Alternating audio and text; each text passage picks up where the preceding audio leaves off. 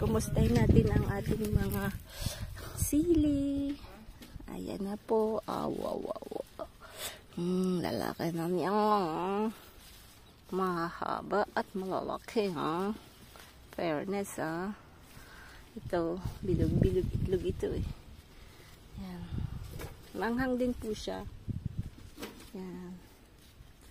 Kasi, nung binili ko, nahalo lang. Yun yung mahirap kasi minsan sasabihin nila sa ano, etiketa, ganyan. Tapos minsan nahahaluan ng iba. Ayan, malulusog po. Kaya lang yun, lagi pa rin po sila may mga eggshells. Tsaka yung ano ng kafe. Yan, dami.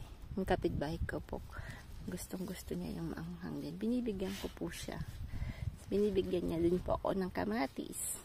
Exchange, trading.